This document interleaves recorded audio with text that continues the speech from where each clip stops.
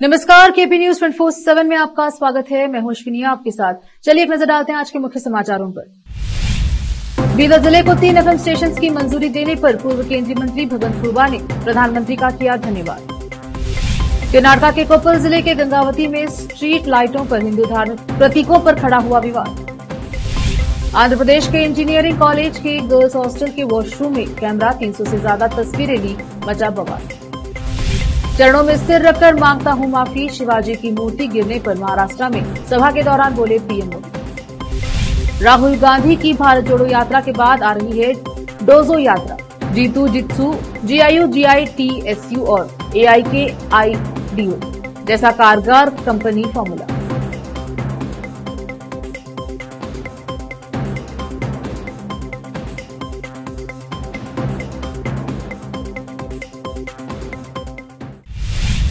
अब समाचार विस्तार से।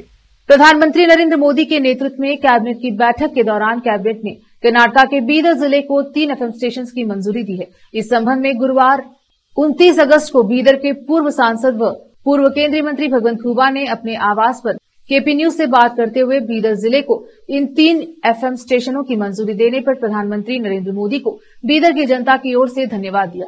केपी न्यूज के कैमरामैन पुपराज का कवरेज। बीदर लोकसभा क्षेत्र के जनता के आशीर्वाद से पिछले 10 साल में क्षेत्र के विकास के लिए मोदी सरकार का हर योजनाओं को क्षेत्र में लाकर के विकास किया है और पिछले 2 साल में और कई योजना लाने की प्रयास और प्रस्ताव केंद्र सरकार में हर मंत्रालय में मेरा कोशिश रहा है। उस कोशिश के परिणाम कल आदरणीय प्रधानमंत्री श्री नरेंद्र भाई मोदी जी का नेतृत्व में कैबिनेट बीदर जिले को 3 नया FM स्टेशन की मंजूरी दी है। मैं आदरणीय प्रधानमंत्री श्री नरेंद्र भाई मोदी जी को जिला की जनता की ओर से मैं बहुत धन्यवाद और आभार प्रकट करता हूं।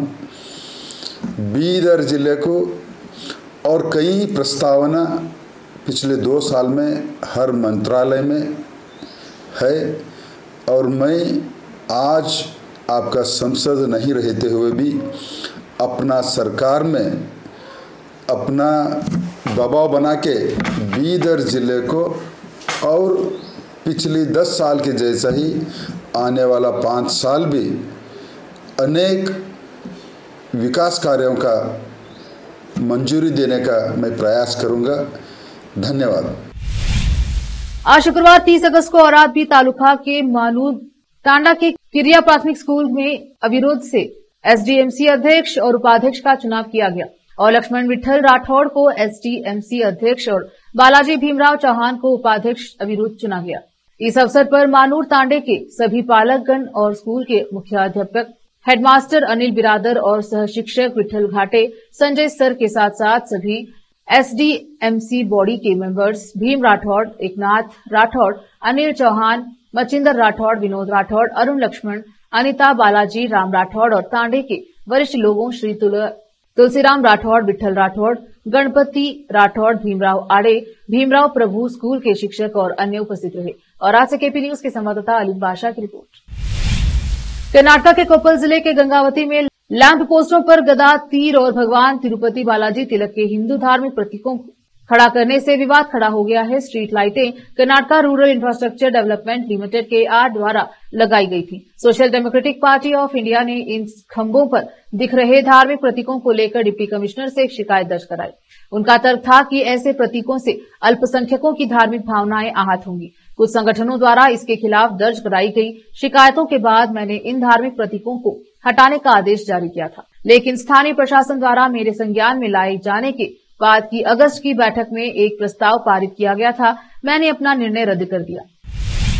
सेल्फी का शौक एक महिला की जान पर बनाया। यह घटना तेलंगाना राज्य के नलगोंडा जिले के वेमुलापल्ली मंडल में हुई। एक महिला नहर के पास बने पुल पर सेल्फी ले रही थी, तभी अचानक उसका पैर फिसल गया और वह नहर में गिर गई। वहां मौजूद लोगों ने समय रहते सतर्कता दिखाई और रस्सियों के सहारे उसकी जान बचा ली, जिस पर सभी ने राहत की सांस ली।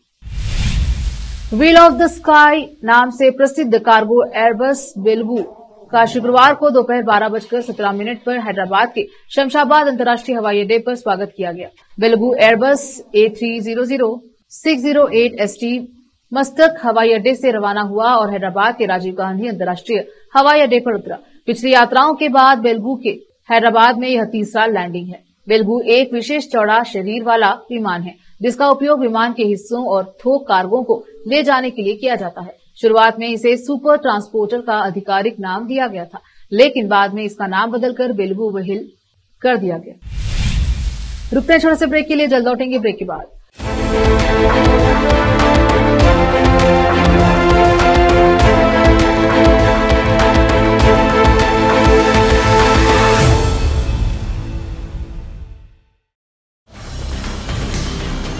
हिंदुस्तान के हर कोने में हम हैं मौजूद। 24 घंटे हालात पर गहरी नजर,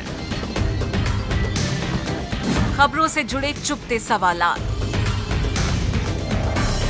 और आपको दिखाता है धार्मिक, सामाजिक, राजनीतिक, लोकल और इंटरनेशनल न्यूज की सबसे बेहतर कवरेज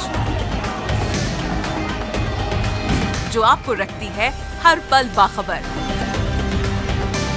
देश और दुनिया भर की खबर के लिए देखते रहें K P news 24/7। Noor education trust Bidar की ओर से चलाए जाने वाला Noor M Ed and B Ed college Bidar, recognised by NCTE Delhi and affiliated to Bidar University, Bidar. Admission are open for the academic year 2023-24. विशेषज्ञ और सक्षम शिक्षकों द्वारा शिक्षा प्राप्त करने के लिए नूर एमएड एंड बीएड कॉलेज में दाखिला लें और शांत वातावरण में शिक्षा प्राप्त करें। बीदर शहर में बेहतर शिक्षा का एकमात्र केंद्र Noor M Ed and B Ed college, Shahpur gate, Bidar. Phone numbers 9945283920, 8482221297। Hindustan के हर कोने में हम हैं मौजूद। 24 घंटे हालात पर गहरी नजर, खबरों से जुड़े चुपते सवालात और आपको दिखाता है धार्मिक, सामाजिक, राजनीतिक, लोकल और इंटरनेशनल न्यूज की सबसे बेहतर कवरेज जो आपको रखती है हर पल बाखबर। देश और दुनिया भर की खबर के लिए देखते रहें केपी न्यूज 24/7।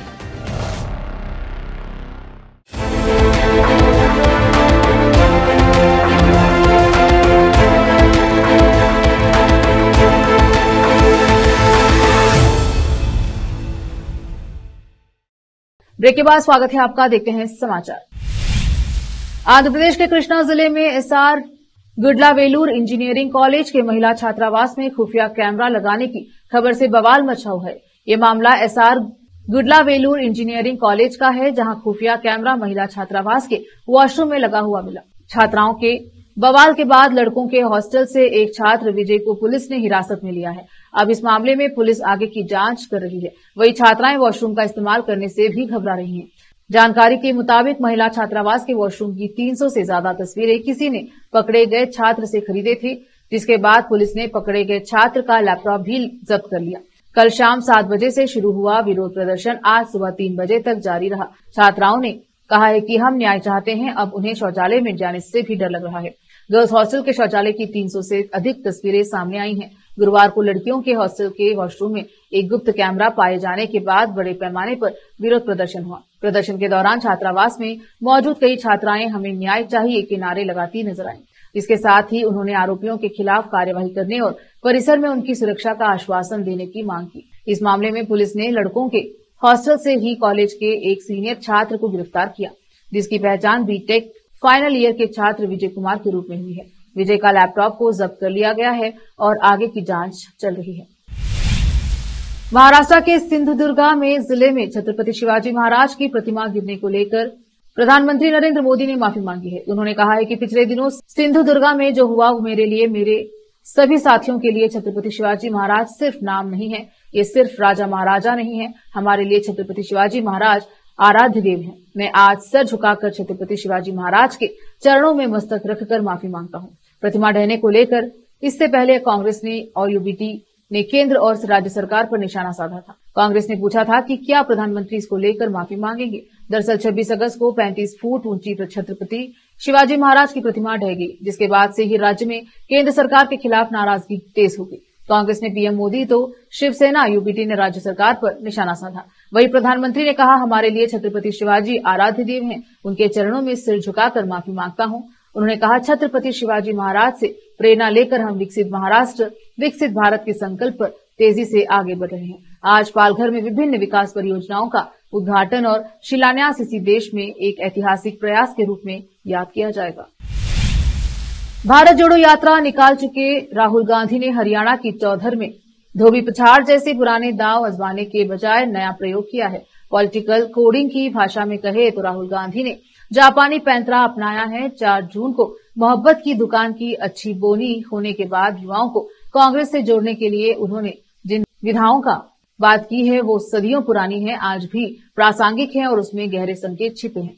रणनीति बन चुकी है, अब तो बिगुल बजने का इंतजार है। कांग्रेस नेता और समर्थक इससे इतना उत्साहित हैं कि राहुल गांधी के इस नए जापानी फॉर्मूले को उनका अगला मास्टर स्ट्रोक बता रहे हैं। इसी सिलसिले में उन्होंने जापानी सियासी मार्शल आर्ट से संबंधित वीडियो जारी करते हुए जल्द ही भारत जोड़ो यात्रा शुरू करने का ऐलान किया है। डोजो आमतौर पर मार्शल आर्ट के लिए एक प्रशिक्षण कक्ष या स्कूल को कहा जाता है। Leader of opposition Rahul Gandhi ने अपने यूट्यूब चैनल पर जो वीडियो साझा किया वह इस साल की शुरुआत में निकाली गई भारत जोड़ो न्याय यात्रा के समय का है। उसमें वो बच्चों को मार्शल आर्ट्स की बारीकियां समझा रहे हैं। उन्होंने अपनी पोस्ट के कैप्शन में लिखा, भारत जोड़ो न्याय यात्रा के दौरान जब हमने हजारों किलोमीटर का सफर किया तो हम शाम जियो जित्सु प्रैक्टिस को अपने डेली रूटीन का हिस्सा बनाया। ये आर्ट जो फिट रहने के लिए एक सरल तरीके के रूप में शुरू हुई, आज एक कम्युनिटी एक्टिविटी बन चुकी है। शिमला में लैंडस्लाइड का खौफनाक मंजर देखने को मिला है, जहां एक पहाड़ भरभरा कर गिर गया। मलबे की चपेट में एक गाड़ी आ गई, लेकिन सौभाग्यवश उसमें सवार लोग बच गए। इस दुर्घटना ने इलाके में दहशत फैला दी है। वहीं हरियाणा में बीजेपी की टिकटों पर मंथन जारी है। 1 सितंबर तक उम्मीदवारों की पहली लिस्ट जारी की जाएगी। पार्टी ने स्पष्ट किया है कि चुनाव में किसी भी अन्य पार्टी के साथ गठबंधन नहीं किया जाएगा और पूरी तरह से अपने बलबूते पर चुनावी मैदान में उतरने का फैसला किया गया।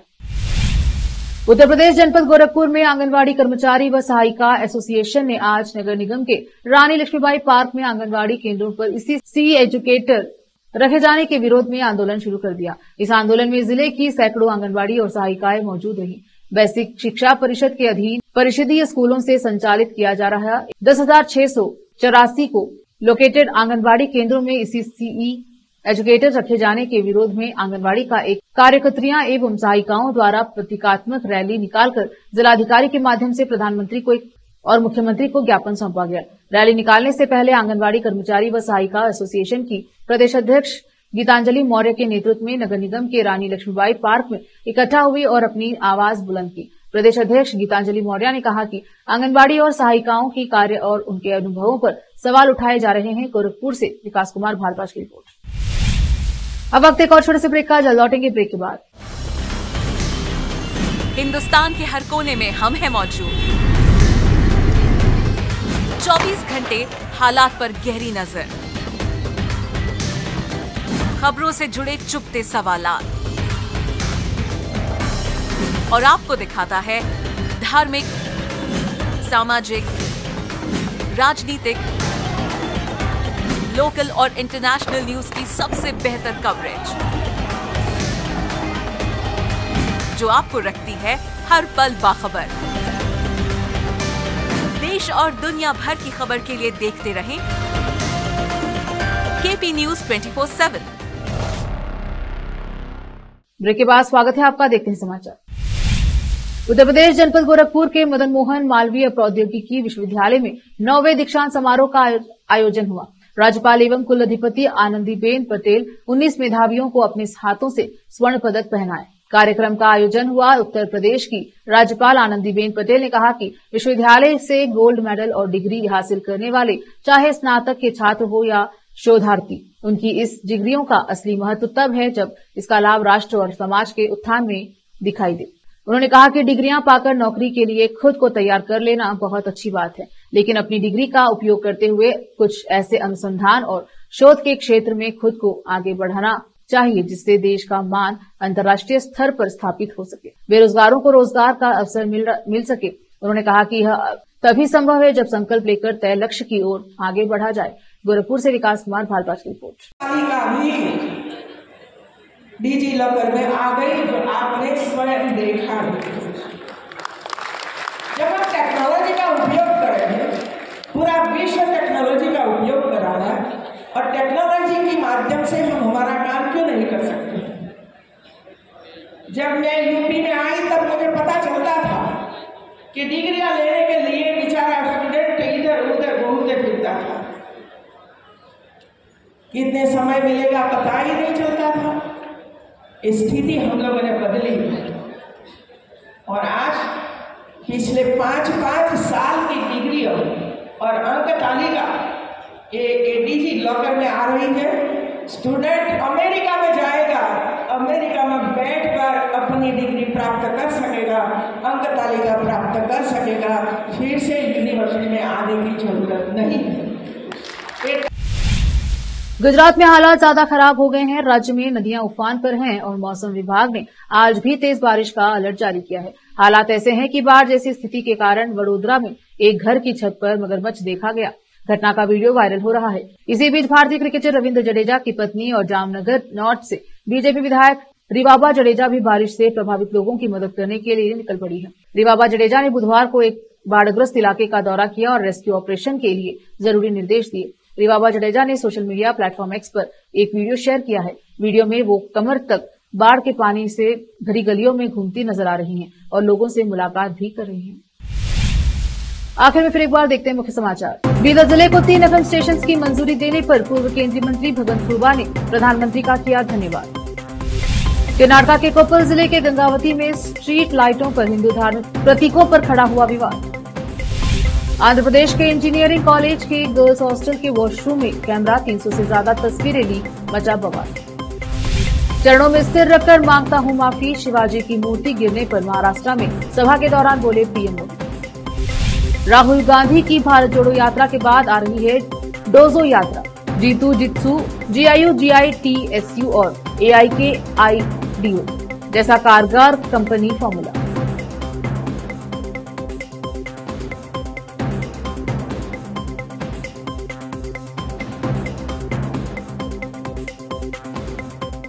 केपी न्यूज के बुलेटिन में अब तक के लिए इतना ही। देश प्रदेश के समाचारों के लिए देखते रहिए केपी न्यूज 24/7। धन्यवाद।